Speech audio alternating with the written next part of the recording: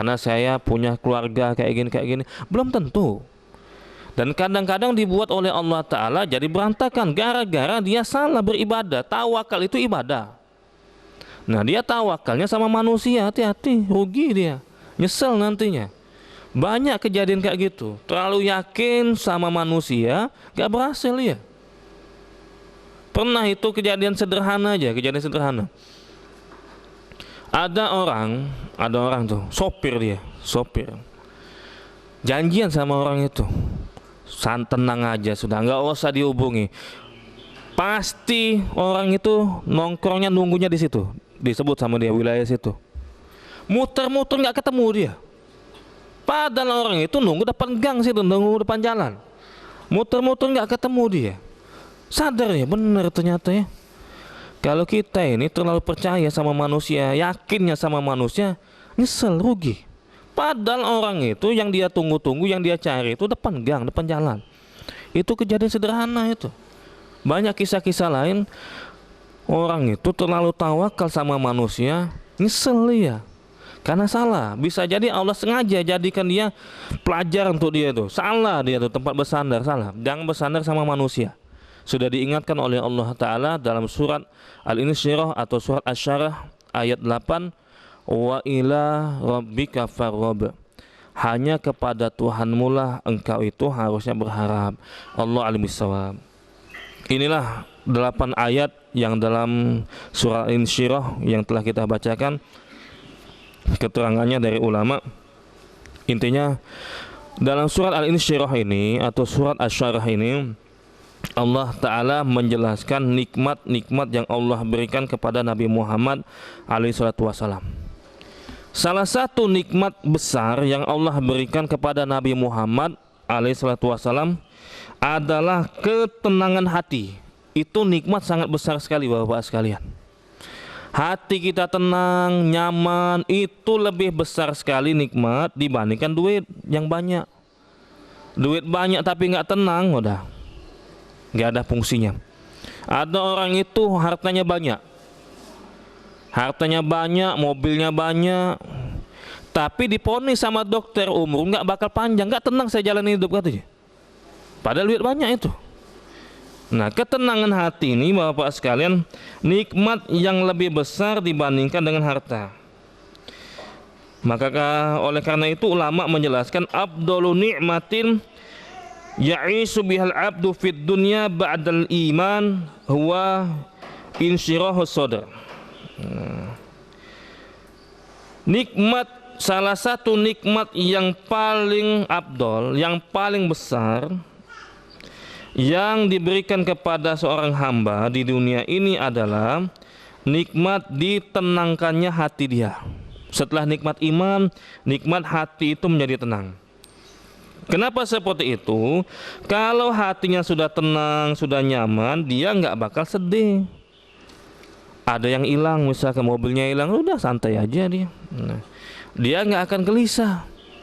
Ngelihat masa depan, gimana masa depan saya Pak Ustadz, misalkan gimana masa depan anak saya Pak Ustadz, tenang dia. Tapi walaupun uangnya banyak, hartanya banyak, kalau nggak tenang nggak bisa nikmatin hidup. Ini menunjukkan bahwasanya nikmat ketenangan hati itu lebih besar dibandingkan dengan nikmat harta. Dan ada dalilnya itu, ternyata ada dalilnya. Dalilnya, dasarnya dalam surat Yunus ayat 58.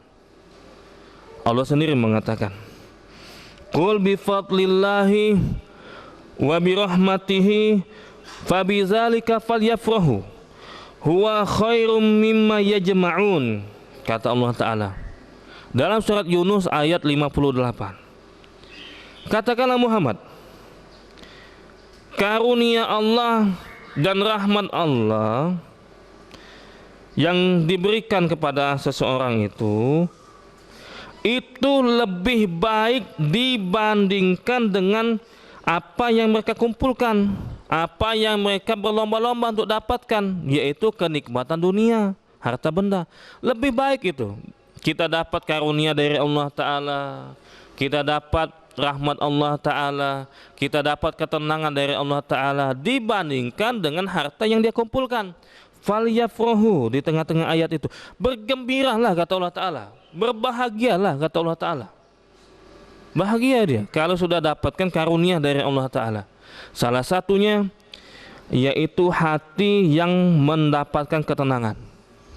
Kita hidup ini Bapak sekalian, siapapun kita, selama kita hidup di dunia, selama kita mengaku beriman kepada Allah Ta'ala, pasti akan mendapatkan ujian dari Allah Ta'ala. Pasti itu, pasti.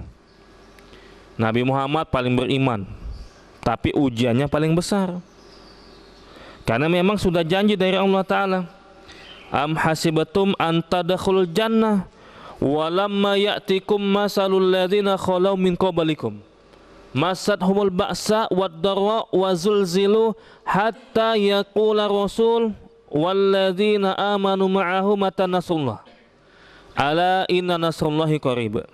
Nah, Allah Ta'ala mengatakan di dalam surat Al-Baqarah ayat 214, apakah manusia itu dibiarkan saja masuk surga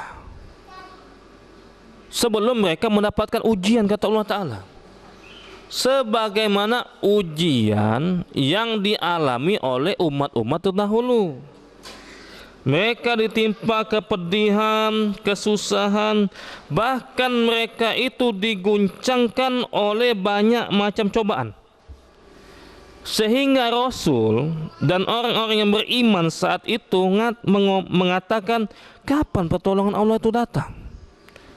Dijawab oleh Allah Ta'ala, ala inna nasrullahi qarib, ketahuilah pertolongan Allah itu sudah dekat. Fa inna ma'al usri yusra, sudah kesulitan itu nanti bakal datang kemudahan dari Allah Ta'ala.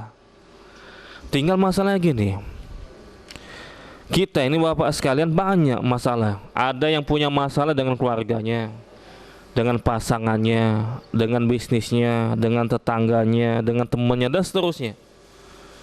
Gimana caranya kita ini biar bisa diselesaikan masalah kita ini oleh Allah Ta'ala? Salah satu janji Allah Ta'ala, kita doa, minta sama Allah, itu pasti bakal dikabulkan oleh Allah Ta'ala. Ya Allah, saya punya masalah ini, ya Allah, tolong selesaikan masalah saya. Kalau kita berdoa pada Allah Ta'ala, pasti dikabulkan oleh Allah Ta'ala. Karena Allah sendiri mengatakan dalam surat Al-Baqarah ayat 186. Di dalam surat Al-Baqarah ayat 186 Allah Ta'ala mengatakan, wa idza sa'alaka ibadi anni fa inni qarib ujibu da'watad da'i idza da'ani. Wahai Muhammad, kalau ada hambaku bertanya kepadamu, katakanlah aku ini dekat, bukan jarak ya, aku ini dekat.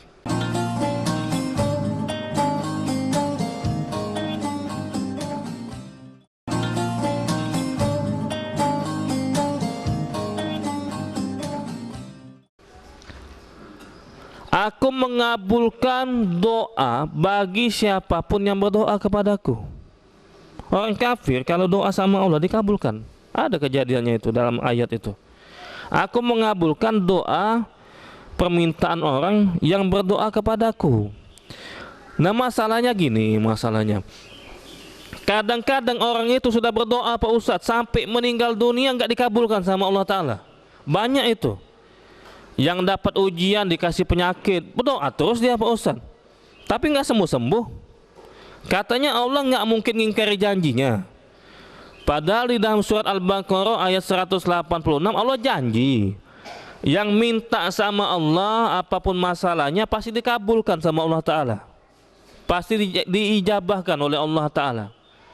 Tinggal masalahnya banyak kita lihat, Allah itu belum mengabulkan doa bagi mereka, kata mereka. Maka jawabnya, Allah itu tidak mungkin ngingkari janji. Mungkin kita yang salahnya. Salah. Dalam surat Al-Baqarah ayat 186 itu baca lagi ayatnya.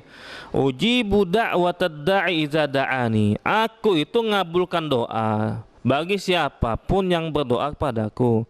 Ada ayatnya, ada terusannya ayat itu. Bukan berhenti sampai situ.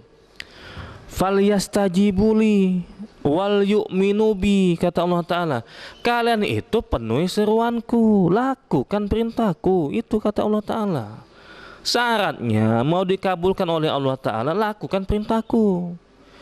Ini doa terus, maksiat terus, gimana mau dikabulkan?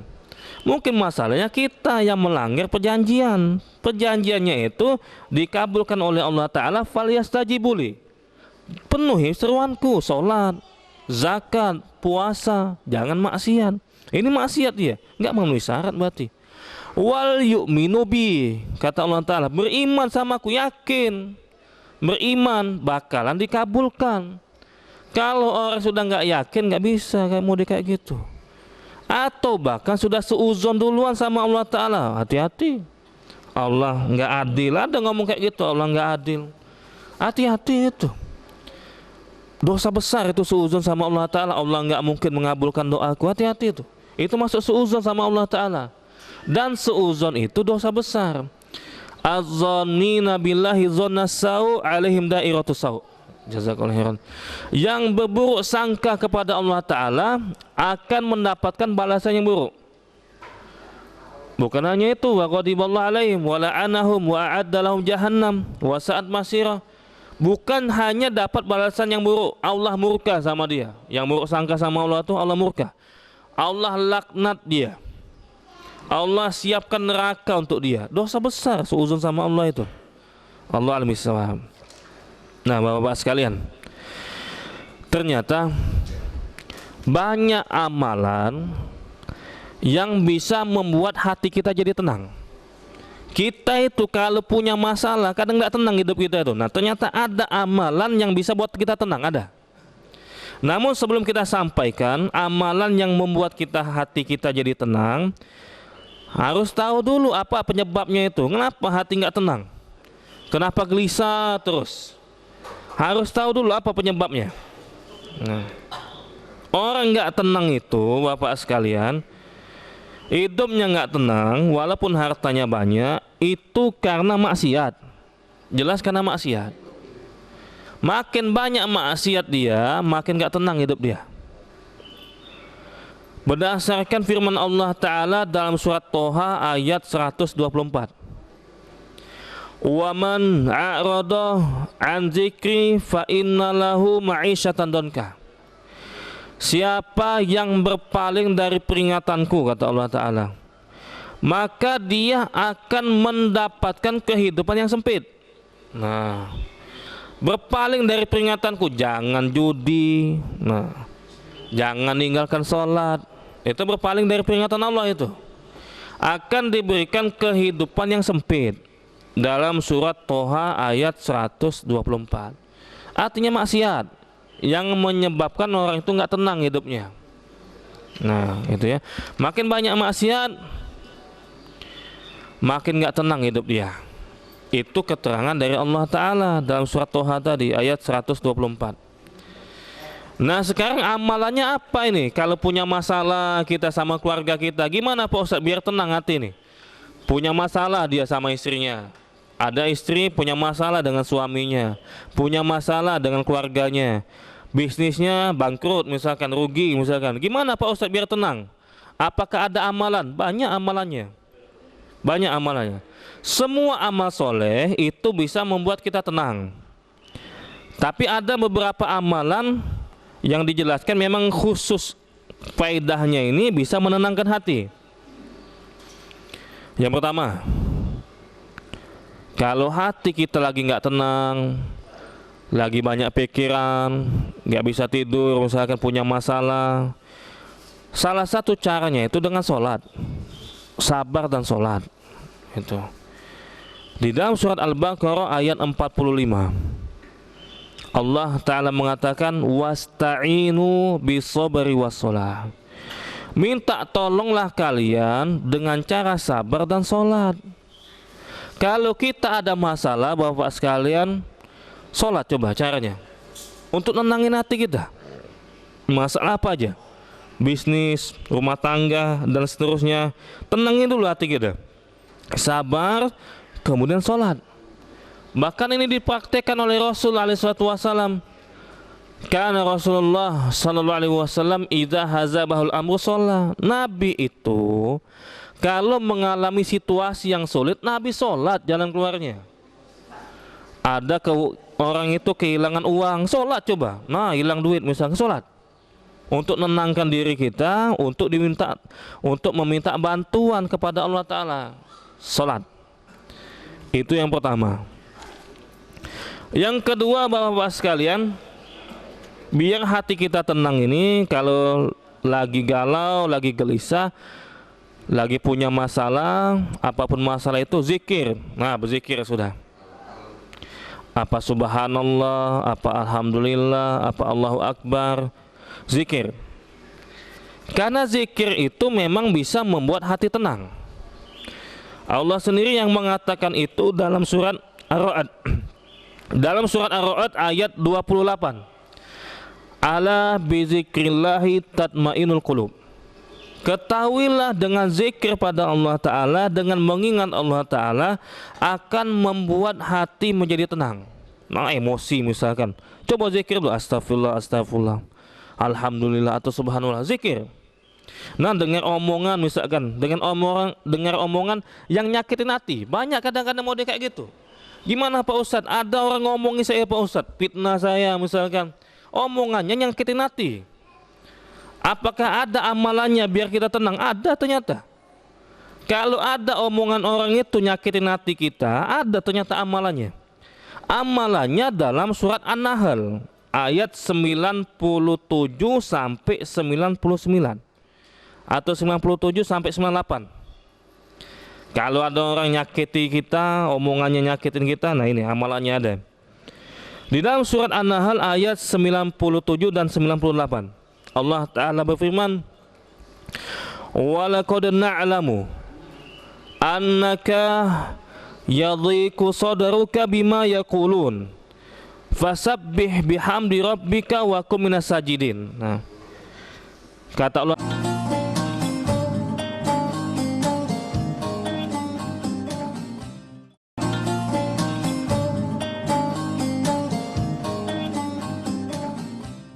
itu bisa membuat kita tenang.